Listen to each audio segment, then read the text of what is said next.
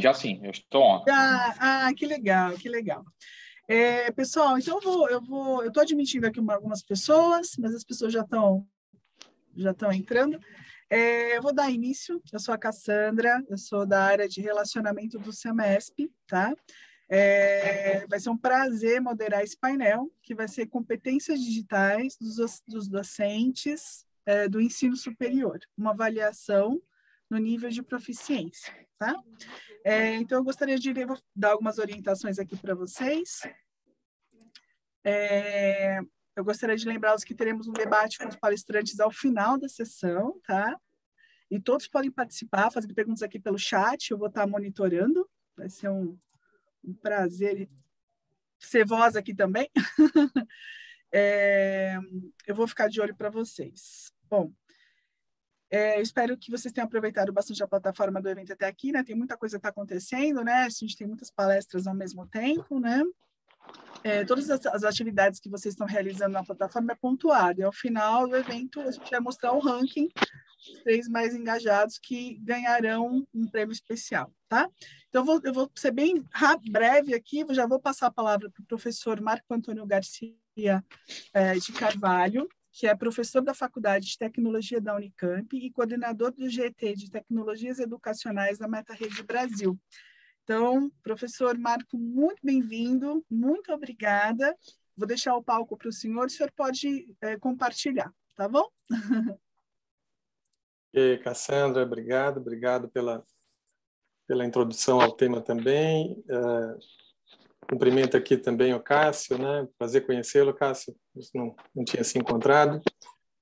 Boa noite, né? Eu falei boa tarde, mas já são mais do que 18 horas. Boa noite a todos. É um prazer estar aqui, poder participar desse evento, né? Que, sem dúvida, é uma referência, né? No que diz respeito a discussões, né? Sobre o ensino superior brasileiro, né? E trazer também as boas práticas internacionais. Eu vou pedir licença para compartilhar com vocês, né? Uma breve apresentação, né, para contextualizar um pouco a minha fala, né, e falar desse tema super importante, né, nos dias de hoje, que é o que são, né, as competências digitais docentes, né, como avaliar, como a instituição pode proceder no desenvolvimento profissional de um docente, na sua capacitação junto, né, aos docentes, quer dizer, a formação dos professores. Tá, então, eu vou compartilhar aqui a minha tela. Mais um segundinho. E agora eu vou aqui colocar o play, né? Acredito que já está ok aí para todos vocês. Obrigado, Cassandra. Bom, então, um prazer estar aqui. Meu nome é Marco Antônio, eu sou professor da Unicamp, da Universidade Estadual de Campinas, Faculdade de Tecnologia da Unicamp, que se localiza em Limeira.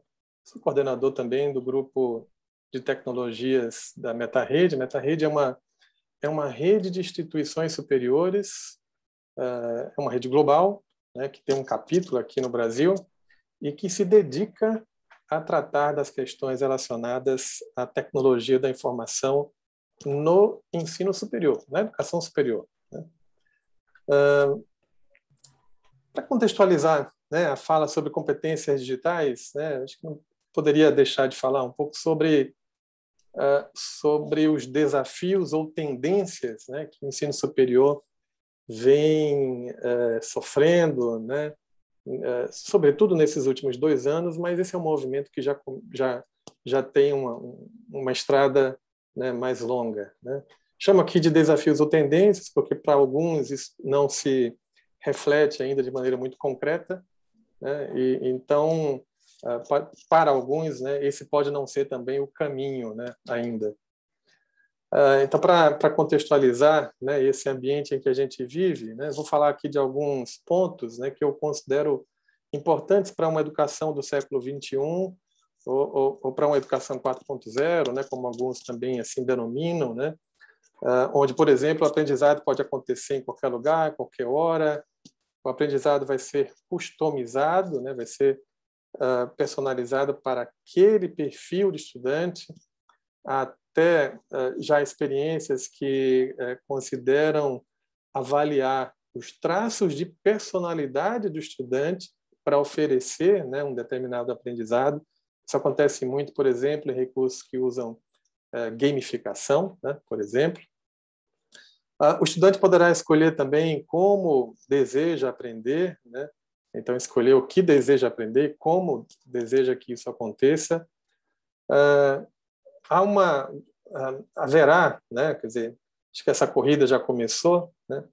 A exposição mais efetiva, né, de atividades mão na massa, né, atividades laboratoriais, atividades que o estudante aprenda fazendo, né?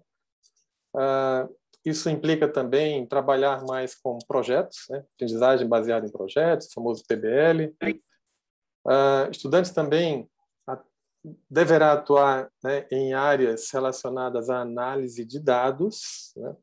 Ou seja, é importante o conteúdo, mas é importante o saber crítico, né? O olhar para aquele conteúdo e proceder, né, com uma análise em um nível de avaliação maior na escala de Bloom, né, quando a gente utiliza essa escala para avaliar.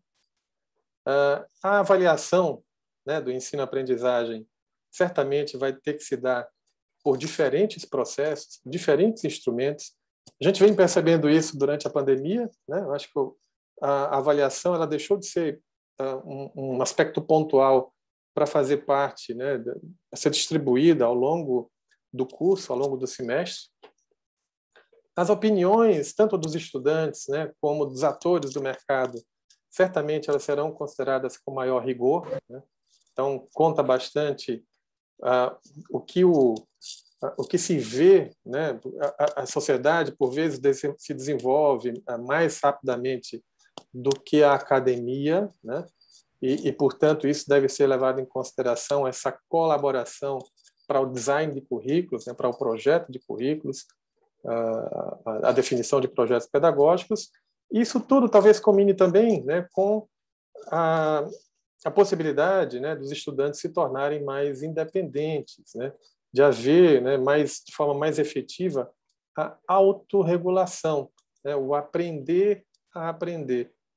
E percebe que tudo isso, né, vai gerar novos papéis, né, para o docente, o professor, o tutor, o facilitador, o conteudista, o corretor, aquela pessoa que gera atividades, que gera exercícios.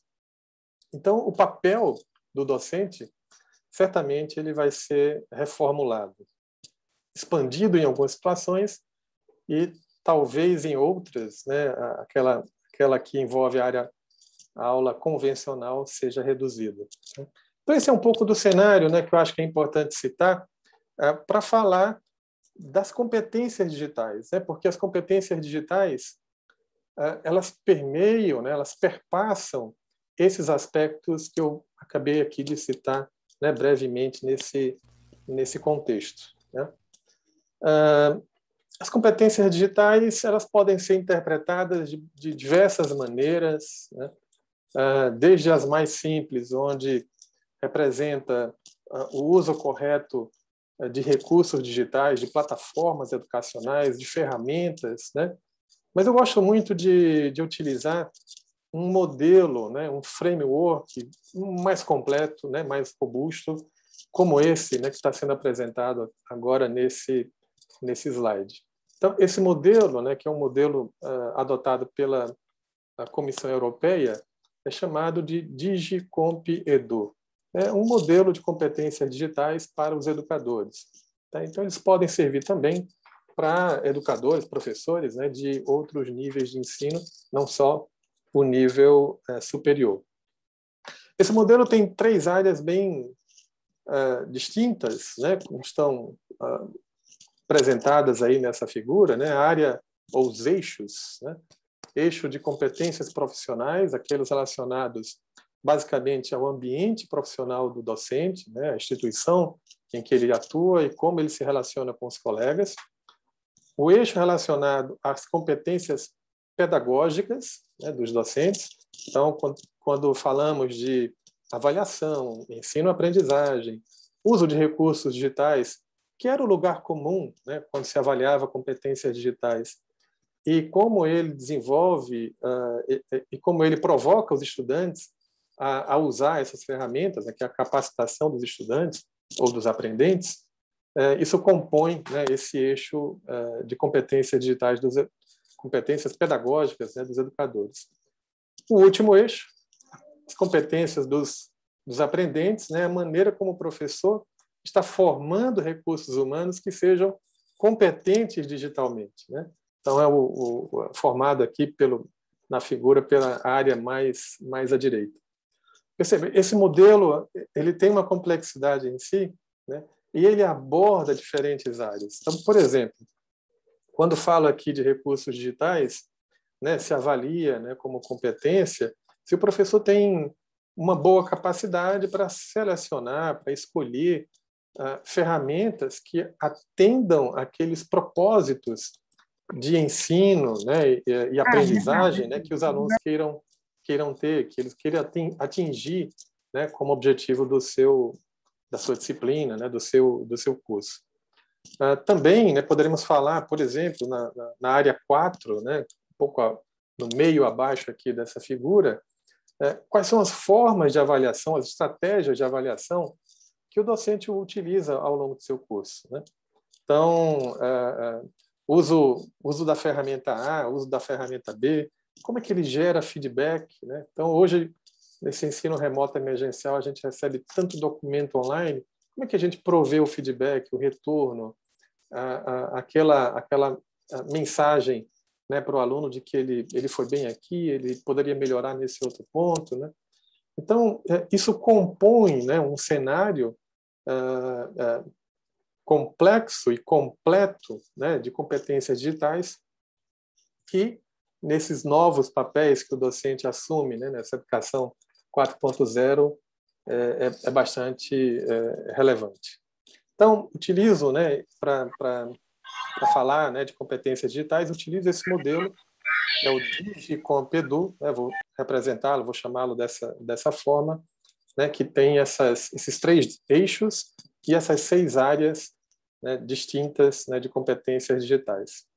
Para completar esse modelo, esse framework, né, importante dizer também, né, que foi feita uma classificação, né, então existe uma ferramenta que avalia as competências digitais dos docentes e essa avaliação, portanto, ela é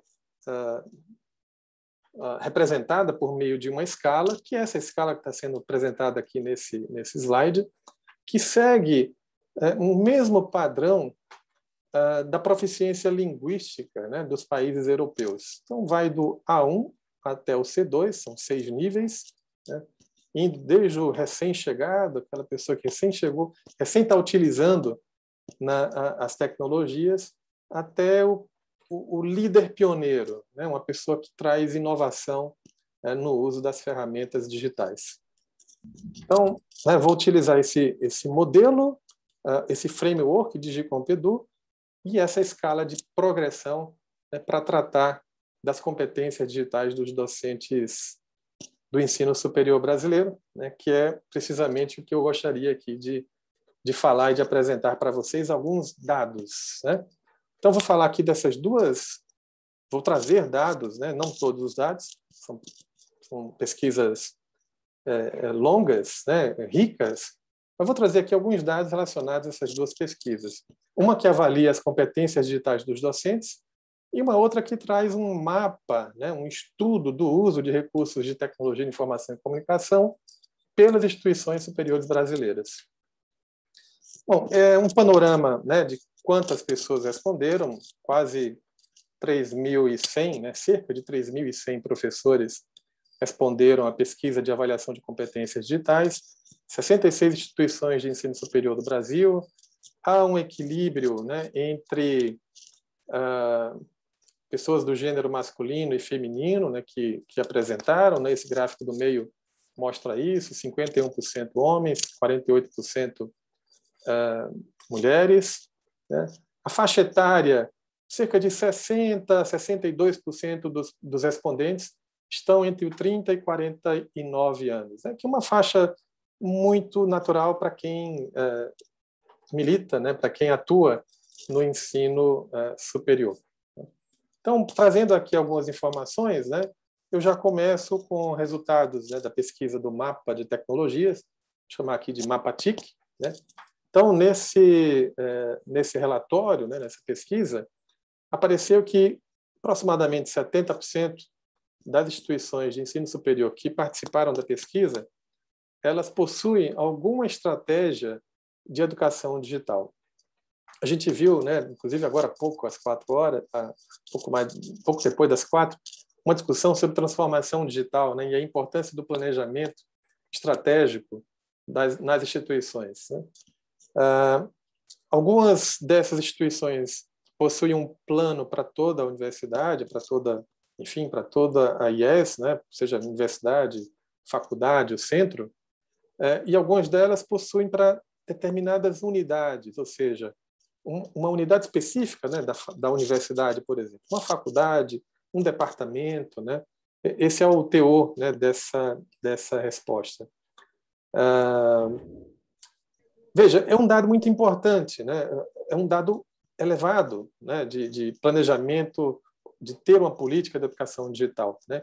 Precisa aqui ser melhor estudado. Um outro ponto que eu queria trazer, né, foi perguntado também quais eram os maiores desafios para integrar recursos TIC no ensino e na aprendizagem. Percebe que o primeiro lugar é a falta de habilidade digital dos docentes, né? Quase 40% dos respondentes citou, né, esse como sendo o principal desafio, né, que implica formação docente, né? Então, esse é um dado importante, resultante, né, desse levantamento. E aí, né, trazendo um número mais concreto, né, da pesquisa de competência digital do Brasil, essa pesquisa mostrou que 77%, né, dos professores que responderam, né, daqueles 3.100 professores que responderam, eles encontram num nível intermediário de competência digital. Esse é um valor, esse é um patamar muito bom, bem significativo, né? Bem significativo. 77%, quando a gente compara com outros países, né, e há pesquisa também em outros países, a gente se encontra precisamente bem similar, né, de forma bem similar aos outros países. É claro, né, isso é uma média, né, esse valor de 77% é uma média das respostas. Isso implica que o professor que é classificado como nível intermediário, ele tem competências bem desenvolvidas em uma determinada área e outras, né, com baixo grau de desenvolvimento, né? Então, há um determinado desequilíbrio, né, não uniformidade nas competências digitais dos docentes. Isso a gente pode ver um pouco nessa tabela também, né? Essa tabela eu trago as 10 competências digitais que tiveram um desempenho inferior, né? Quer dizer, o mais baixo, né? O pior desempenho, de acordo, claro, com essa pesquisa que foi feita. Coleta de dados foi no ano passado, o resultado, né? A pesquisa foi publicada em abril desse ano. Então, o primeiro da lista, né? Que é o gestão, proteção e compartilhamento, né? Então, isso implica que nós, docentes, né, eu sou um professor, nós não sabemos gerir, né, administrar os nossos dados, né, os dados digitais que produzimos, que criamos, né, para as nossas relações de ensino com os nossos alunos, né? Nós não sabemos direito como protegê-los, né? A gente tem sofrido muitos ataques virtuais, né, mesmo em lives, né, também. E isso apresenta, por exemplo, esse número, né, 426 docentes, dá aproximadamente 14%, né, dos docentes respondentes, né, nessa pesquisa, né, no DigiCompedu, né, através de uma ferramenta que a gente denomina de check-in. Tá? Então, essa lista é grande. Quando a gente inclui também uma pontuação um pouquinho superior ao zero, quer dizer, a negativa total, negativa absoluta, a gente vê crescer ainda mais esses números. Há muito espaço, né, para a formação de docente, né? Essa é uma mensagem clara que a gente obteve, né, desse levantamento realizado ano passado, segundo semestre do ano passado, publicado, né, nesse ano. Bom, já parto aqui para as minhas considerações, né, finais aqui nessa primeira parte, né, dessa conversa, né, desse debate, e eu enfatizo, né, torno relevante, né, o uso de recursos de tecnologia de informação e comunicação nos processos de ensino-aprendizagem, né? Então, eu reputo como uma tendência, né? E por ser uma tendência, a gente precisa trabalhar para que as competências digitais dos docentes estejam à altura dos desafios que isso envolve, né? Alguns outros dados, né, que eu achei interessante também de apresentar aqui para essa comunidade, né? Veja que 80% dos docentes fazem uso de ferramentas e outros recursos digitais no ensino. Então, para além, né, estamos avaliando aqui o ensino remoto emergencial, para além, né, desse recurso que é o Zoom, o Google Meet, uma plataforma de videoconferência, os nossos colegas, né, 80% dos nossos colegas utilizam outras ferramentas nas suas práticas de ensino. Um dado também que eu acho que é interessante, né, 35% das instituições utilizam alguma atividade, algum recurso de Learning Analytics, né, que é análise de dados que motivam, né, que proporcionam engajamento, reduzem evasão no ambiente universitário, né, que personalizam o ensino, né. Então, aqui tem muita coisa nesse dado também que poderia ser, né, melhor abordado. E, por último, né, 80% dos colegas usam ferramentas de avaliação, né, ferramentas TIC, né, para verificar o progresso dos estudantes. Então, veja também que dado interessante, né, até bem pouco tempo, a avaliação quase que se resumia à prova, né? Então, aquele momento sagrado, prova, vai para a sala, enfim. E hoje,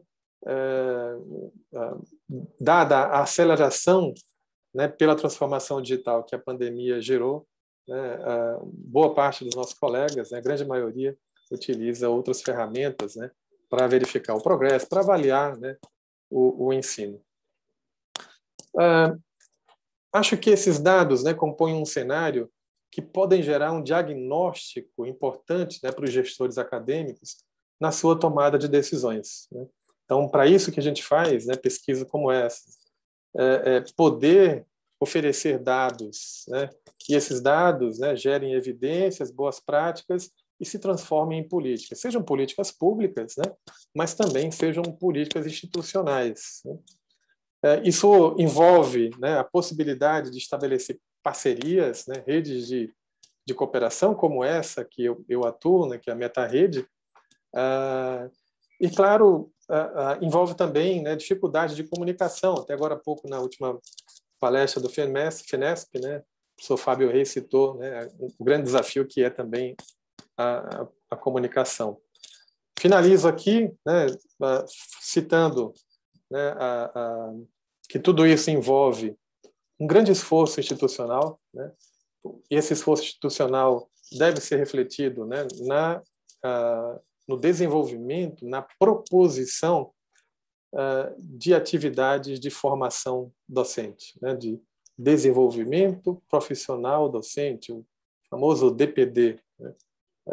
Precisamos desenvolver nos nossos docentes, né, essas habilidades e atitudes, né, que promovam um ensino conectado, modernizado e antenado, harmonizado, né, com os novos desafios, né, da educação 4.0, do ensino para o século XXI. Cassandra, eu encerro por aqui, por enquanto, tá? Fico também à disposição, agradeço a atenção de todos. Que apresentação excelente. Aqui tem comentários aqui, mas a gente vai falar daqui a pouquinho, o senhor vai continuar com a gente, né? Foi um material muito bom, depois a gente vai debater, vai ter bastante assunto para a gente tocar aqui. Muito obrigada, viu? Só para a gente dar sequência, agora eu vou chamar o Cássio Cabral Santos, que é membro do grupo de pesquisa em tecnologias educacionais.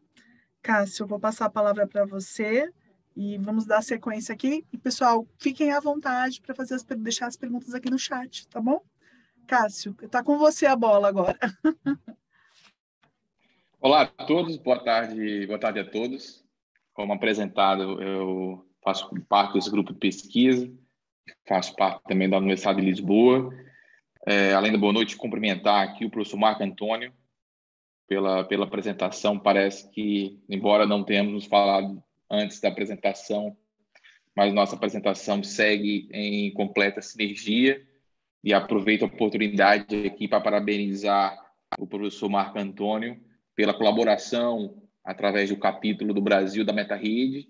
A MetaRede aqui na Europa tem que é o braço da Universa, que é o braço do Santander, tem uma força é muito forte aqui na União Europeia, e eles fizeram também, como fizeram um esforço muito grande dessa avaliação aqui também junto à União Europeia. Nosso grupo teve reunido com o Jimenez Thomas, que é o líder global da MetaRede, ele é empolgadíssimo com esse projeto, e fiquei muito feliz na época da conversa de ter tomado conhecimento que também isso foi expandido ao Brasil e que está colhendo aqui os frutos. Então, eu vou dar início aqui à minha apresentação. Eu tinha um pequeno trecho da apresentação, qual eu falava um pouquinho em certo detalhe sobre o Digicompeduu, visto que o professor Marco Antônio já fez a apresentação desse framework, que eu vou apresentar os demais, e vou aproveitar já toda a fala, muito mais do que bem explanado pelo professor Marco Antônio, e vou tomar a liberdade de não explicar novamente. Então, inicialmente, agradecer o convite, o semestre da VG Educacional pelo convite para compartilhar as preocupações e os anseios em relação às competências digitais, especificamente no ensino superior. Como apresentado anteriormente, meu nome é Cássio Cabral Santos, eu sou da Universidade de Lisboa. Então, antes de tratar um pouco técnico, um pouco mais adiante, mas por que nós precisamos falar sobre as competências digitais? Nós estamos atualmente, hoje, em um grande confronto de gerações, porque nós temos nossos alunos nativos digitais, são estudantes digitais, são estudantes que atualmente uma boa parte já não tem mais desktop e nem tem interesse em ter, porque o que produz no máximo em um dispositivo móvel, por exemplo, um iPad. E nós temos os nossos professores, os nossos imigrantes digitais, porém esses são professores digitalizados. O nosso corpo docente ainda não é um corpo docente ainda digital, é um corpo docente que digitalizou no decorrer da sua formação acadêmica e até na sua formação de ensino superior ainda, conviveu com o processo de digitalização, ou seja, do papel para um PDF e etc. Então, nós temos um grande conflito geracional entre os nossos estudantes nativos digitais e os nossos professores imigrantes, ou seja, os digitais com os digitalizados. Mas como reduzir essa diferença? Então, uma forma de a gente reduzir essa diferença é através das competências digitais docentes. Porque o que acontece?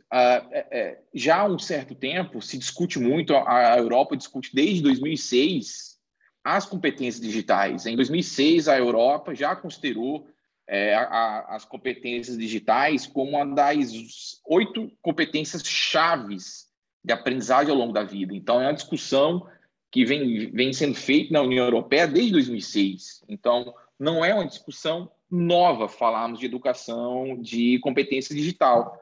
Mas nós chegamos a um certo ponto que nós precisamos tratar também da competência digital docente nesse caso.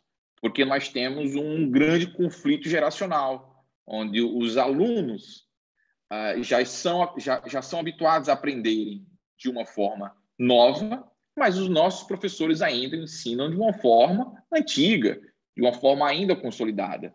Então, o processo de docência é aquela sensação de que você sempre está atrasado, que você sempre falta alguma coisa, porque nós estamos diante de um conflito geracional digital e que nós precisamos munir os nossos docentes de competências digitais docentes. Mas e no ensino superior? Porque nós estamos tratando de educação, obviamente, o evento, o foco é no ensino superior, mas nós estamos tratando de docentes. Então, isso é amplo a todos os níveis de ensino. Mas e no ensino superior, que tem algumas particularidades. Então, o ensino superior, quando eu trato aqui como ensino superior, aqui está envolvido os atores envolvidos no processo educacional, ou seja, as instituições de ensino e os docentes. Então, o ensino superior ele deve reconhecer essa nova realidade. O ensino e o ensino-aprendizagem hoje são cada vez mais móveis, constantes, ambíguos e tecnologicamente mediados. Ele não acontece mais apenas dentro dos limites da universidade, e em qualquer tempo, como o professor colocou, anywhere and time, ou seja, os estudantes, mesmo no ensino presencial, eles não estão mais vinculados ao que a gente chama no Brasil de hora-aula, que é hora de cadeira. Ou seja, é a hora que, quando a gente fala brincando, hora de cadeira, não é a hora da cadeira disciplina, é a hora que o aluno está sentado na cadeira. Então, se a disciplina tem 30 horas, a gente contabiliza 30 horas que o aluno está sentado na cadeira para assistir aquela aula. Mas o estudante hoje do ensino superior, ele não está habituado mais a assistir um programa de televisão, porque ele não tem um domínio sobre o programa de televisão. Ele está habituado a assistir um streaming, porque ele se sente no comando. Ele quer escolher como e quando, e não ser mais passivo do processo. Enquanto você assiste um programa de uma TV aberta ou até uma TV fechada, você é o sistema antigo. O espectador ele é 100% passivo do que está acontecendo. Ele não toma as decisões por si. Mas em um modelo streaming, não. Ele vai escolher qual plataforma ele quer, qual tipo de vídeo, quando ele vai assistir e que tipo de coisa que ele vai assistir. Então, esse é o nosso público do ensino superior. Estes são nossos alunos do ensino superior.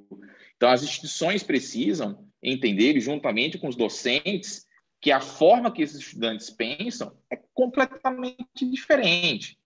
Então, há a teoria do multitask, ou seja, da multitarefa, da qual eu prefiro da teoria da intermitente tarefa, de que o estudante ele não consegue ficar 4 horas olhando o professor falar em sala de aula. Isso já não é mais compatível com o pensamento computacional, a forma como esse estudante raciocina em sala de aula. Mas nós passamos agora por um problema global, que foi a pandemia, problema gravíssimo. Nós tivemos aí praticamente 1,6 bilhão de crianças ao redor do mundo que não foram mais para a escola. Então, o que nós tínhamos de evolução para os próximos 10 anos em termos de inserção de estudantes nas cadeias online, da inserção de docentes também para o ensino online, 10 anos foram antecipados em poucos meses. E isso trouxe consequências consideráveis. Então, funcionou bem? Obviamente que não. Como o professor Marcos Antônio falou um pouco atrás, a ausência das competências digitais docentes, pelo menos em parte dos docentes, ocasionou a simples conversão do que era analógico, do que era para uma sala de aula 100% presencial, para um sistema online, ou seja, o ensino remoto emergencial e não a educação à distância. Isso foi causado pela falta das competências digitais docentes, ou seja, uma aula que eram 2 horas presenciais passou a ser 2 horas de videoconferência. O material que o professor entregava impresso virou digitalizado, um PDF, e foi colocado no ambiente virtual. O aluno entregava uma atividade para o docente clássica, hoje ele vai subir um PDF na plataforma. Ou seja, o que nós tivemos foi simplesmente a migração do átomo para o bit. Nada mais. Nós não tivemos alterações metodológicas e apenas alteramos o formato de entrega dos conteúdos. Simples, do átomo ao bit. Estamos diante de um novo cenário? Sim. A inclusão das tecnologias do ensino superior, juntamente com a aquisição dessas competências digitais pelos docentes, ou pelo menos por parte deles, irá promover progressos importantes que vão afetar positivamente o docente universitário. E qual é esse novo cenário? A digitalização da sociedade, com as consequências de um período de pós-pandemia que está se consolidando, o período da pós-pandemia.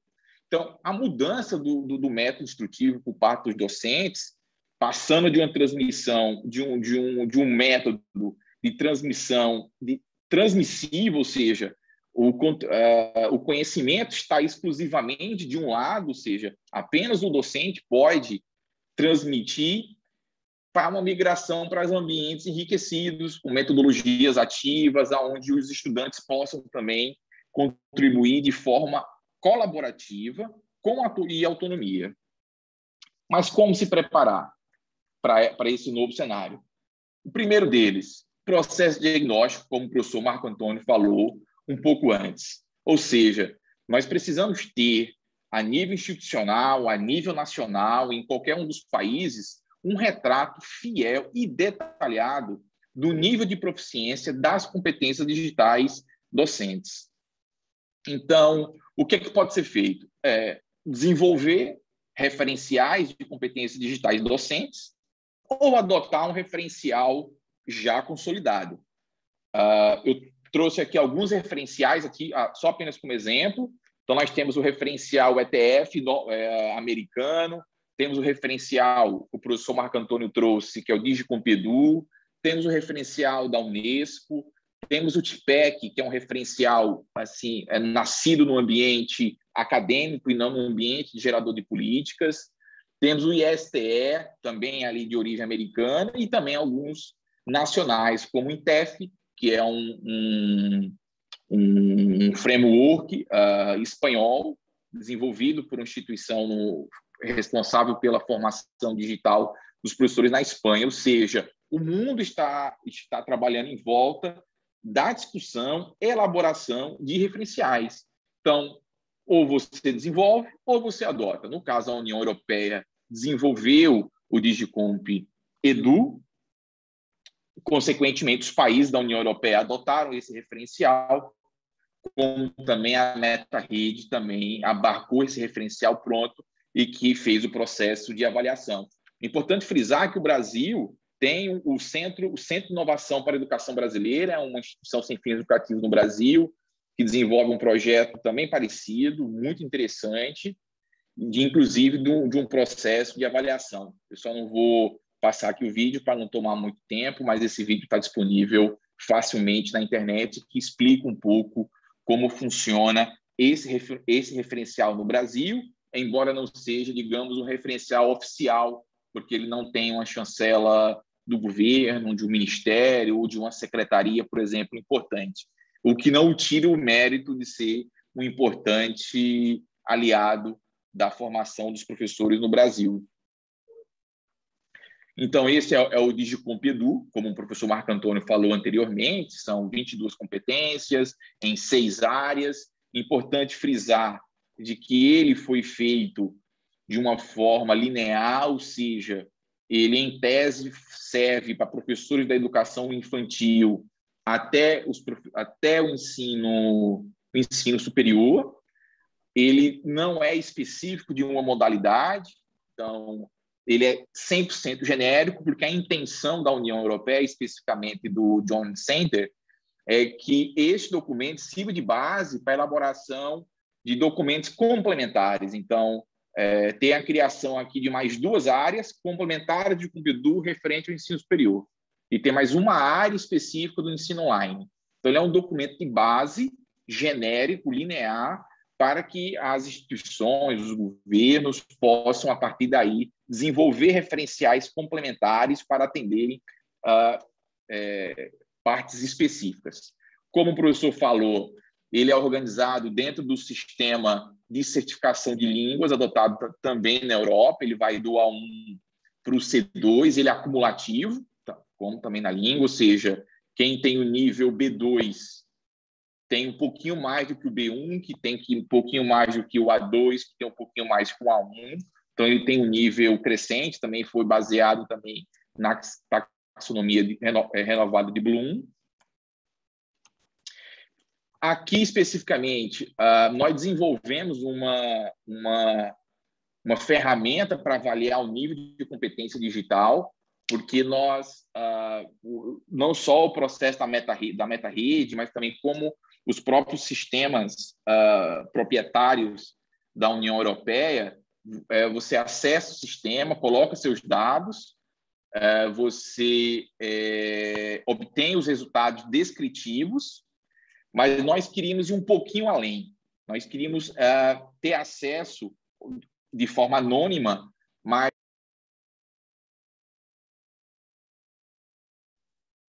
Professor, desculpe, mutou o seu microfone. O senhor pode desmutar, por gentileza?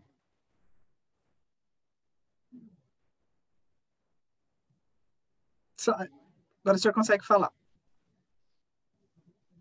Pronto. Foi agora? Foi agora. Foi nesse segundo. Saiu o compartilhamento também. Pronto. Pronto, deu tudo certo. Estamos de volta. Pronto. Então, como o processo da meta-rede, nós temos acesso a dados descritivos, como o professor apresentou. E nós optamos aqui por desenvolver uma ferramenta tecnológica paralela da União Europeia, com o mesmo instrumento, que é o Digicomp Check-in, desenvolvido por Christine Hedecker, mas que a gente pudesse ter acesso aos resultados individuais por respondente, e não apenas o resultado descritivo. Porque a União Europeia, a gente pode criar um sistema igual da meta-rede, que você coloca um código e a gente consegue identificar a instituição. Só que os resultados que nós recebemos por parte do time da União Europeia são resultados descritivos, são resultados não individuais, e nós gostaríamos e fizemos dessa forma um estudo estatístico inferencial, ou seja, para medir as diferenças mais sensíveis em termos estatísticos e não apenas o descritivo em termos de percentual. Então, nós desenvolvemos aqui na Universidade de Lisboa uma outra ferramenta, que é o digicomptest.eu, mas essa ferramenta adota integralmente o mesmo instrumento da meta-rede, que é um instrumento só aqui para a Europa, só que nós temos dados de caracterização dos docentes diferentes, ou seja, nós coletamos outros dados para além do instrumento original, e nós temos acesso ao banco de dados, que é nosso, das respostas de todos os respondentes de forma anônima. Então, dessa forma, nós conseguimos, por exemplo, ter uma sensibilidade de análise muito mais elevada. Por exemplo, nós temos o masculino e o feminino. Então, os dois são B1, por exemplo. Ok, então, em tese, não há diferença. Mas se eu tenho as respostas individuais, eu consigo lançar uma gama de testes estatísticos com base na média para saber se realmente há uma diferença estatística no que eu estou falando. Então, por isso que nós adotamos uma outra plataforma de coleta de dados, embora seja o mesmo instrumento. E fizemos não só a análise de forma geral, mas também por área. Então, por exemplo, aqui nós temos aqui as 6 áreas em análise, é um exemplo de um recorte, não foi a pesquisa toda, que nós conseguimos identificar que nas 2 primeiras, nas 2 últimas, não faz diferença se o professor tem só o mestrado ou o doutorado, mas em aprendizagem, sim, em capacitação dos docentes, faz uma diferença, ou seja, os professores que têm só a graduação têm um desempenho menor do que os docentes que têm mestrado e doutorado. E nesse outro recorte, por exemplo, aqui nós temos por faixa etária, diferente do Brasil, nós temos uma faixa etária muito jovem na docência do ensino superior. Em Portugal, nós temos uma faixa etária, digamos, mais madura. Então, os docentes universitários em Portugal têm uma faixa etária um pouco mais superior, e aqui, por exemplo, nós conseguimos observar que não há diferença nas faixas etárias, a não ser em capacitação dos aprendentes, que os mais novos e os mais maduros têm um desempenho inferior a quem está no centro da pirâmide de faixa etária. Então, esse estudo, como o professor também falou anteriormente, ele facilita, porque é muito importante que antes de ações de formação você tenha um diagnóstico. É uma coisa muito óbvia. Então, você não pode tomar um remédio se você não tem um diagnóstico do médico. O médico não pode passar para todo mundo que vai ao consultório de pirona. Porque um precisa e o outro não precisa. Um precisa de uma dose de pirona maior e o outro precisa menor. Então, na formação dos professores, isso não pode ser diferente. Então, antes de uma ação formativa, é necessário um processo diagnóstico. Não no ensino superior ainda, mas na educação básica, o governo de Portugal, utilizando esse mesmo instrumento, para os professores da educação básica, são 135 mil professores. Então, o governo treinou 400 formadores, que esses 400 formadores vão treinar os 130 mil docentes, mas com base em um diagnóstico. Então, não vai todo mundo entrar no mesmo curso sobre avaliação, porque para um professor, ele tem que começar o processo avaliativo, a formação do zero, que é uma formação instrutiva, formativa, digital, e até o final. Mas um professor que já está lá na frente, discutindo novas metodologias de discussão, para um processo avaliativo, eles não podem estar na mesma turma. Porque se você juntar todo mundo, isso vai dar errado, é certo. Para um vai ser desestimulante, porque ele vai entrar e não está entendendo nada. E para o outro ele vai dizer, não, peraí, tudo isso aí eu já sei. Eu não vou perder meu tempo, professor. Uma coisa que o professor não tem é tempo hoje. Então, o processo de análise, pré-formação, de diagnóstico, ele é muito, mas muito importante.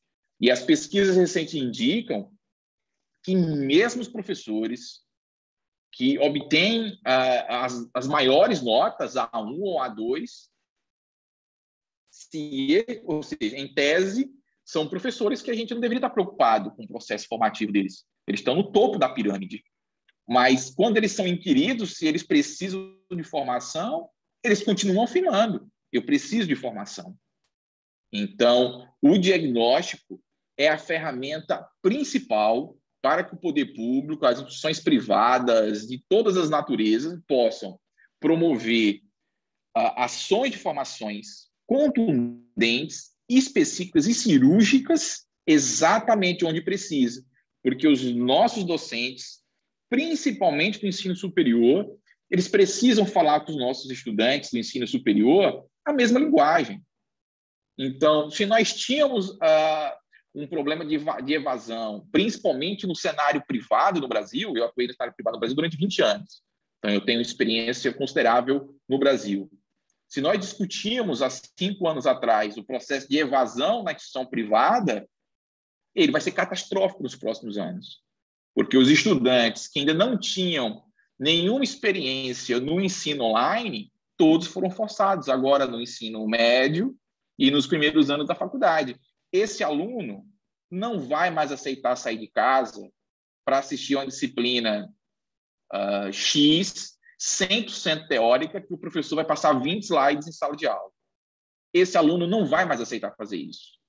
Nós temos que entender que em grandes centros como São Paulo, o estudante sai de casa às 5 horas da manhã, trabalha 8 horas por dia, mais 1 hora para chegar na universidade, sai da universidade às 10 horas da noite e chega em casa de meia-noite. Esse aluno não vai mais aceitar ir para a sala de aula presencial para ver o professor ou a professora passar 2 horas de slide. Esse aluno ele não vai mais aceitar isso.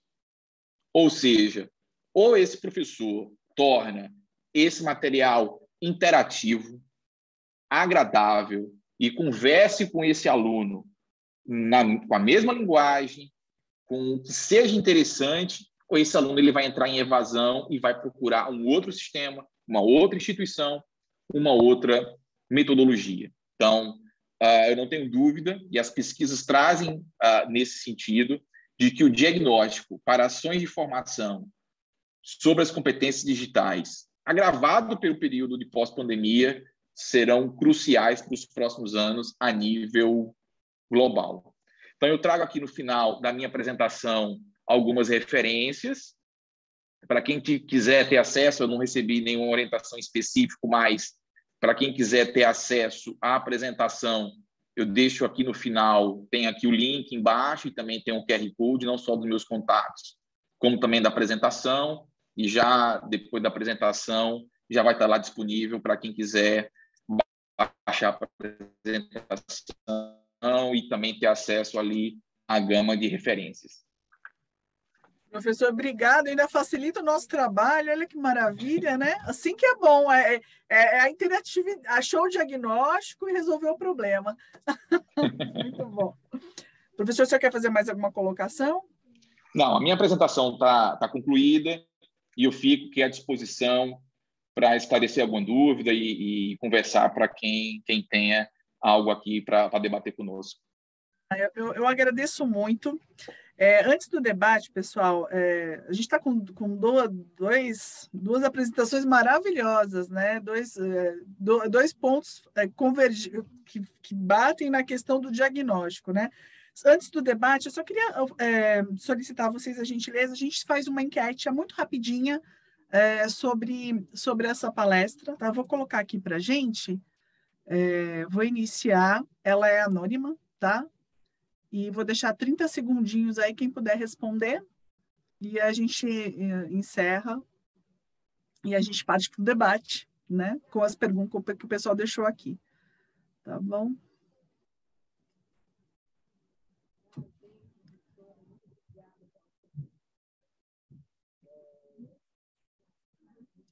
Bom, eu vou... Obrigada, pessoal, pela participação, viu? Obrigada mesmo. Eu vou partir, então, para... A gente teve vários comentários, eu vou ler os comentários, eu vi que agora entraram mais questões, né? Iniciando com a apresentação do professor Marco, né? O pessoal concordou, o mapa TIC, fantástico, né? Então, a Leila concorda com o quadro, top 10 do pior desempenho, o Messias coloca aqui excelente trabalho do professor, a Rafaela também concordou. A Rafaela fez uma outra colocação aqui, eu vou ler para vocês, depois a gente vai dando, para ser bem breve, tá? É uma busca incansável por tentar expor da melhor forma, orientar da melhor forma, utilizar a melhor ferramenta, a melhor metodologia, aquela que o conhecimento se construa efetivamente, é um desafio diário, realmente, né? A Rafaela coloca, agradece também a oportunidade, a fala do professor Cássio, e aí tem um comentário aqui, o novo estudante do ensino superior busca estar no controle da aprendizagem, né? Depois a gente pode até comentar, né? Ela fala aqui do slide 12, sobre a realidade da nova cultura, ao engodo do que dizem que é IAD, nesse formato remoto, tivemos apenas essa transposição. E aí a Kátia concorda, né? Não está nem perto, depois ela fala como não está nem perto de uma trilha de aprendizagem, né? Eu acho que o professor sofreu muito, né, pessoal? Eu sou da Universidade Corporativa aqui do semestre, a gente fez mais de 200 cursos nesses praticamente 2 anos de pandemia, todos com esse foco, né? E o professor teve que se reinventar, né? Não só... o professor, eu acho que uma das profissões que não é porque vocês estão aqui, mas eu acho que o professor se reinventou demais e trabalhou demais nesse período, né? Só para complementar aqui, um comentário da Rafaela, é impressionante, ficou comprometida a aprendizagem, né? Parece que foi uma vírgula no tempo, não digo uma pausa, pois muitos docentes possuem as habilidades que confluíram em competências necessárias para o remoto, né? No entanto, com a velocidade de preparar o material, essas competências foram subutilizadas, né? Está falando da angústia, principalmente para o formador, né? De 15% da evasão, ela acredita que subiu para 25% com otimismo. esse dado já é o que a gente levantou, o Semestre levantou, a gente tem uma evasão bem próxima disso, sim, Rafaela. O Cássio aqui agradece, né? Excelente trabalho, apresentação, nos deu uma visão global e aponta caminhos nessa área, parabéns. Então, o pessoal está parabenizando, não vou...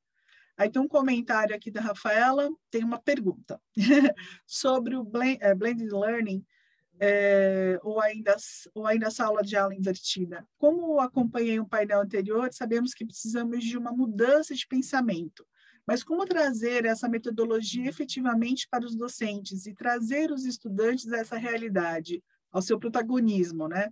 Tenho participado de eventos com essa reflexão, mas acredito que estamos longe de compreender uma solução.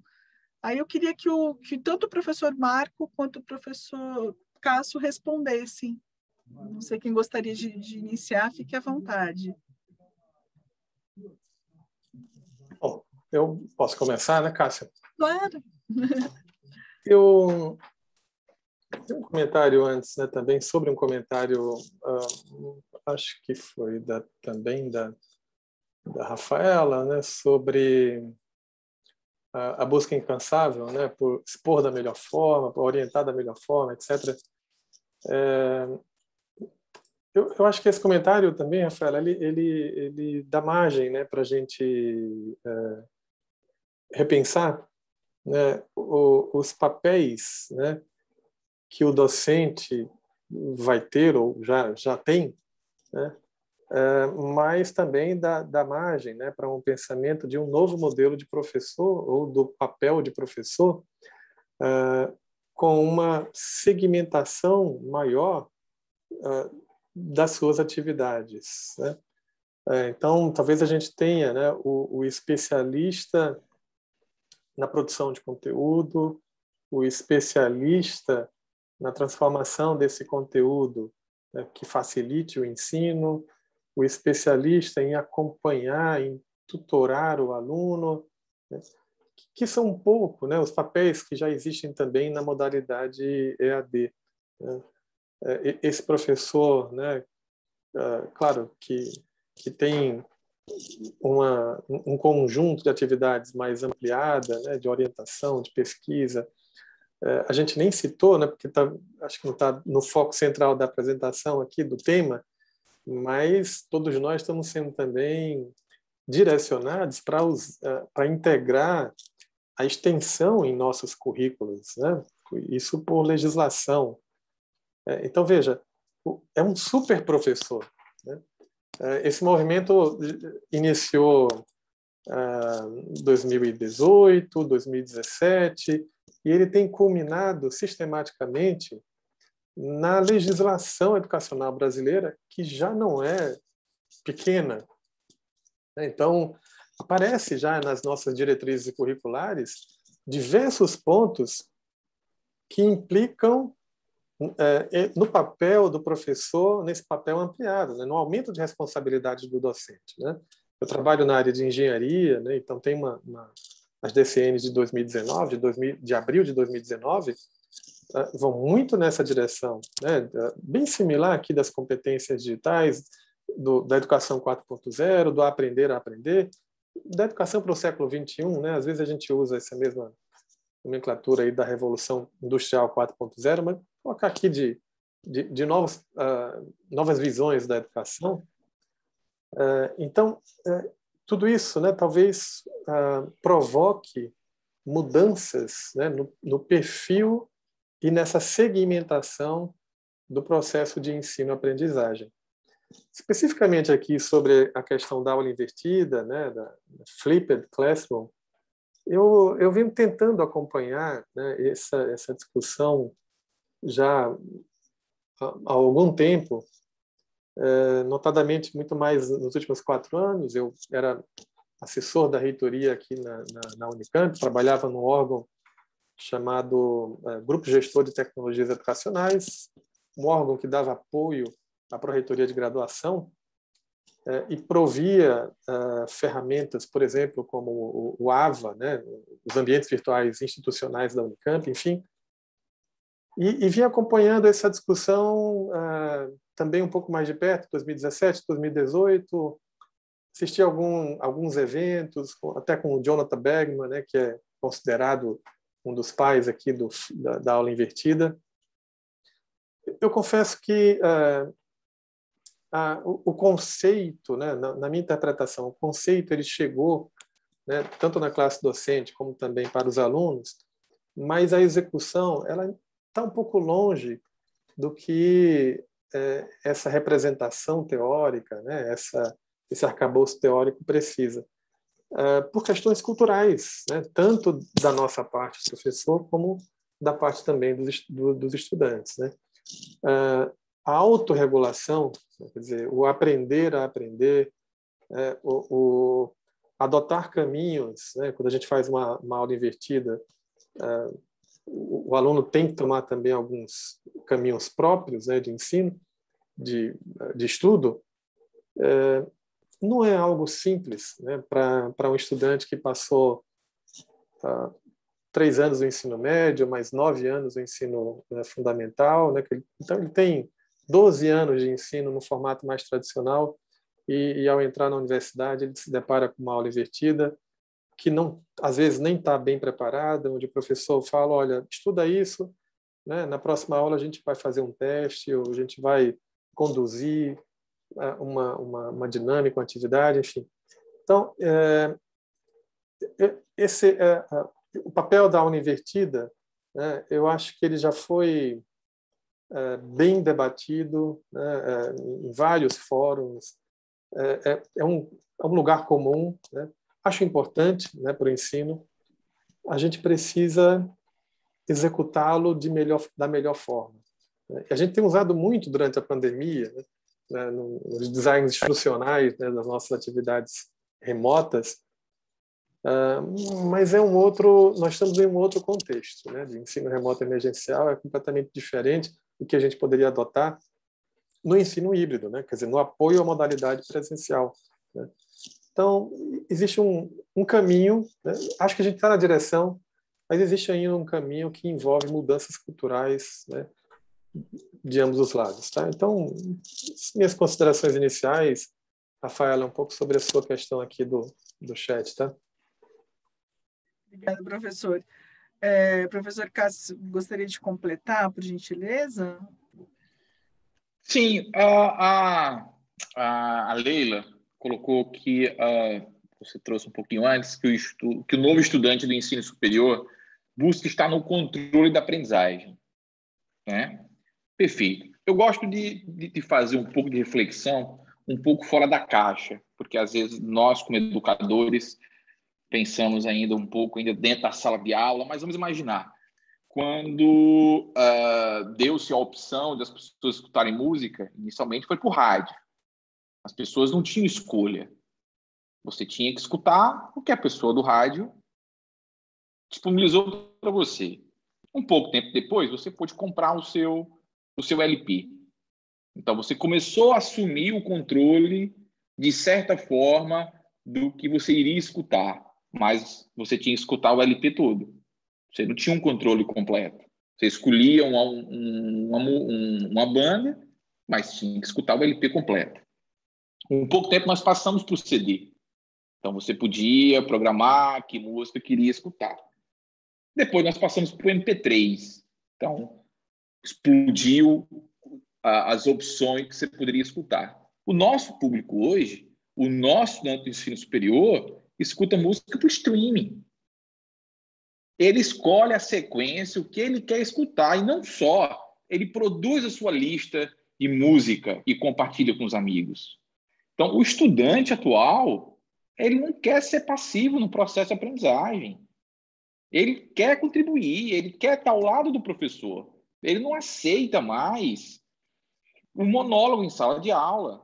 É um perfil diferente. O monólogo era quando o aluno sentava e o que o professor dizia, em tese, era aquilo que era verdade, embora no livro tivesse o contrário. O estudante de hoje, ele questiona o professor instantaneamente.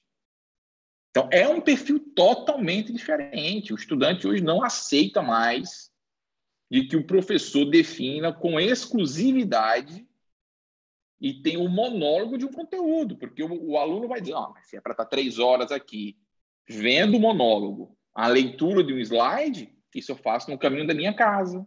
Eu não preciso vir para a universidade, porque eu tenho outras fontes de adquirir conhecimento. Então, o estudante, quando se dizia há 50 anos atrás que ele fazia parte do processo de aprendizagem, isso se dizia, mas era parte do sistema como receptor do conhecimento. Mas hoje o conhecimento, como o professor Marcos falou anteriormente, ele vem da autoaprendizagem, ele vem do autocontrole. Ele tem que ser produzido junto com o aluno. Só que o professor precisa estar preparado, independente da faixa etária do professor, dos mais jovens aos mais experientes, e ainda mais os mais experientes, que podem contribuir muito mais ainda, porque um dos fatores da competência digital é o conhecimento metodológico. Eles têm que contribuir, têm que se reinventar, porque os nossos jovens dos próximos 2, 3 anos, eles não vão mais aceitar o ensino tradicional, ou o professor se reinventa, ou seja, as instituições de ensino, público-privada, têm que promover uma verdadeira revolução, o macro legal tem que acompanhar, que a gente sabe que é uma grande dificuldade, né? Quando a gente trata da autorregulação dos estudantes, a gente esbarra, ao mesmo tempo, no processo legal, de ser tudo muito formatado em caixas, a disciplina de 60 horas, depois a disciplina de mais 30, que fecha o semestre com 180 horas, que conclui o curso com 3.200. Então, o processo ainda ele é todo em bloco, mas as instituições devem usar esses blocos de forma muito criativa, se adaptar ao novo cenário, porque nenhuma instituição hoje, no presente, quer ser a instituição do passado. O aluno hoje ele quer ter orgulho de fazer parte da instituição, ele quer aprender naquela instituição, mas ele precisa falar pelo menos o mesmo idioma, que é o que não está acontecendo hoje e vai piorar nos próximos anos. Muito obrigada, professores. A gente tem tempo curtinho, mas eu só vou ler aqui, tem 2 comentários, que eu achei, eu até escrevi aqui o ensino remoto emergencial, que o professor Marco Antônio colocou, né? Eu não tinha conectado as 3 para ensino remoto emergencial, realmente é o que a gente viveu, né? E aí a Rafaela coloca o seguinte: foi alvo de inúmeros artigos, precisamos de um movimento agora de como aplicar o que foi aprendido e como aplicar as tecnologias no presencial, né? Porque a gente vai ter uma retomada de qualquer forma, né? Tem um comentário aqui da Kátia. Em geral, o professor de ensino superior é um profissional já inserido na sua área ou no mercado ou apenas pesquisador da área, né? Será que os métodos e as técnicas de aprendizagem, na perspectiva, acho que era pedagógica, né, não deveriam acompanhar essas especificidades, ou seja, aproveitar essas características e sim elaborar métodos e técnicas e não apenas copiar modelos, porque hoje métodos e técnicas viraram marcas, né? Será que cada área do saber não deveria pesquisar estratégias de aprendizagem com a sua identidade de campo? Eu não sei o que é aqui, como ela quis abreviar, específicas às vezes ficam em segundo plano. O que pensam disso? Falta pesquisa? Eu não sei quem quer responder. A gente tem mais 5 minutinhos, pessoal, para não estender muito. Não sei se o professor Marco quer responder. Claro, posso responder também. Eu queria até aproveitar o comentário do professor Cássio, né, também para dar um outro dado do mapa TIC, né, desse mapa de uso de recursos tecnológicos, que, né, bem colocado, né, na fala do professor Cássio, e citar também a importância, né, dos espaços de ensino. Quer dizer, o aluno não vai mais para a sala de aula ficar 2 ou 4 horas escutando, vendo slide, e ao mesmo tempo ele quer ir para a instituição e conviver com colegas, né, em um espaço de ensino apropriado. Então, cada vez mais também a gente vê a preocupação das instituições, e no mapa TIC se saiu que 52% das instituições estão remodelando espaços de ensino para trazer, portanto, ambientes mais adequados, né, para para vocês estudantes, né? Eu acho que a experiência, né? A gente fala às vezes essa palavra, experiência, que consiste, claro, tanto numa entrega, né, do produto principal, né, na educação, mas também a vivência universitária. Esses aspectos cada vez mais vêm sendo valorizados, né? Com relação, desculpe, eu vi que o tempo está curto, ao comentário, né, da Kátia, né? Então, a andragogia, né, Kátia, ela precisa ser levada em consideração, né, nos aspectos pedagógicos, né? Quer dizer, no ensino superior, né? O ensino de adultos certamente é diferente, né, do ensino de jovens e de crianças. Eu não diria, né, que há poucas pesquisas no ensino superior, né, na educação de adultos.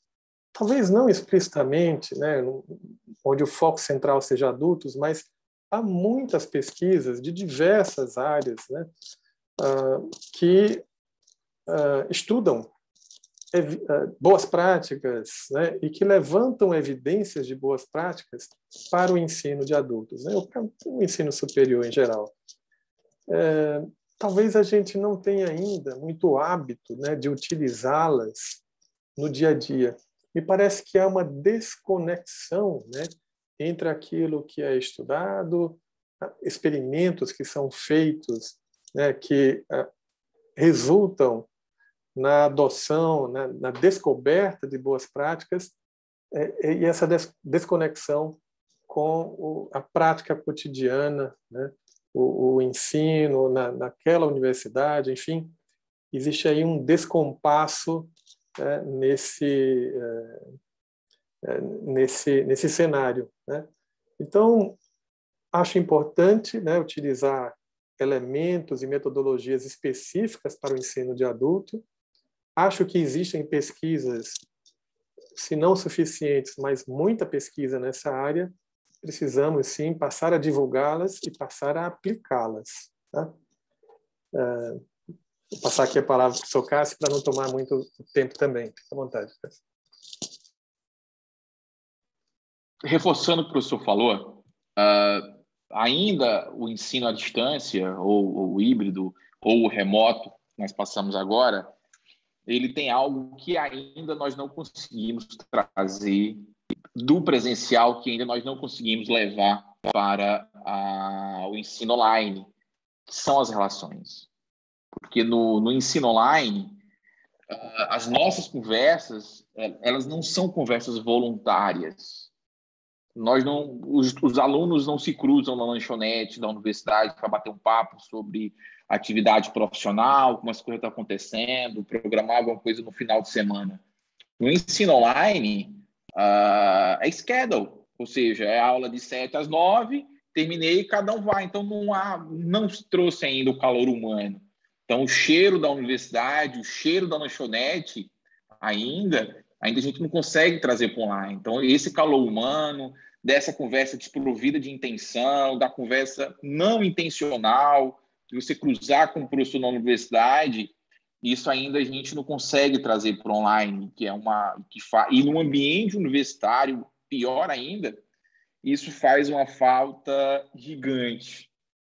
Então, assim, corroboro e concordo plenamente com o professor, mas a falta desse contato humano na graduação do jovem, com 18, 19 anos, acabou de sair agora do ensino médio, e imagine agora o jovem que vai entrar agora no próximo ano no ensino médio, tem 2 anos de aula remota, o quanto esse aluno está carente de relações pessoais, está carente de cruzar com um colega no corredor da universidade e jogar a conversa fora. Ninguém marca uma sessão de Zoom para jogar a conversa fora. As sessões online... mais o Zoom, né? Ninguém aguenta mais. Ninguém marca um grupo de conversa da universidade para jogar a conversa fora. Você marca porque tem atividade. Acabou, morreu ali. E é diferente da universidade. Você vai para a universidade, você monta um grupo e vai conversar. Então, isso, de fato, embora eu seja ninguém mais do que um grande entusiasta do ensino online, lidei com a educação à distância durante muitos anos, mas é uma deficiência que a gente encontra ainda, e a gente ainda não conseguiu digitalizar esse sentimento do calor humano, desse papo involuntário, desse ambiente universitário, é algo que não tem substituição. A gente ainda não conseguiu levar isso para online, e os alunos que vão iniciar o próximo ano letivo, em janeiro de 2022, vão estar mais do que carentes, porque eles vão estar aí praticamente há 2 anos de ensino remoto, e as universidades precisam criar esses ambientes abertos, flexíveis, para os estudantes poderem interagir entre eles e também com o corpo docente. Tá certo. Muito bom, gente. A gente está com o nosso tempo já estourado aqui, mas vou só ler o comentário aqui do Kleber falando dos cursos de direito, né? Os cursos tradicionais que sofrem bastante, né? Então, é uma questão, tem outras questões envolvidas, né? A Yara fez uma questão aqui fez uma colocação aqui sobre os alunos também, né? Mas, enfim, pessoal, eu acho que foi um debate muito legal, né? Foi muito esclarecedor, como colocou aqui a Kátia, para os dois. A gente poderia falar aqui, a Rafaela, é verdade, eu tenho medo de ir na cozinha e ter um link de reunião, né? Ninguém aguenta mais, né? E a gente aqui colocou mais um link para vocês também, né? Deixa eu ver se tem mais aqui algum comentário. Da Kátia também, esse papo é nesse papo. Não intencional que surge a inovação e a criação de insights. Com certeza, né? Foi muito legal, pessoal. Eu agradeço muito. O pessoal está parabenizando aqui. E um comentário da Soraya. A falta das relações que as aulas remotas tiraram fez com que os alunos passassem a valorizar muito os trabalhos em grupo e esses relacionamentos na forma presencial. Já voltamos, já percebemos essa lógica. Tem sempre, para tudo tem um aprendizado, né? Acho que para tudo tem alguma coisa que a gente realmente aproveita, né? Pessoal, olha, foi um prazer estar com vocês. A gente realmente já estourou aqui, eu vou ter que encerrar mesmo, mas assim, daria para a gente ficar conversando muito tempo. As 2 pesquisas estavam fabulosas. Eu confesso que eu fotografei aqui umas coisas, mas esse material ficou gravado, tá, pessoal? Depois vocês conseguem assistir novamente, tá bom?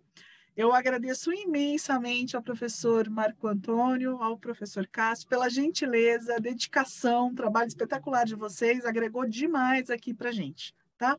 Então, pessoal, um abraço, agradeço imensamente, espero encontrá-los. Eu ainda vou moderar outras coisas aqui no Finesp, espero encontrá-los em outros eventos e em outras situações aqui do que a gente possa oferecer para vocês, tá bom? Obrigada para vocês. Obrigado, Boa tarde a todos. Prazer, Cássio. Muito obrigado, viu? Tudo de bom. Abraço tchau, a todos. Pessoal. Eu vou encerrar. Um abraço. Fiquem bem. Um abraço. Tchau. Tudo de bom.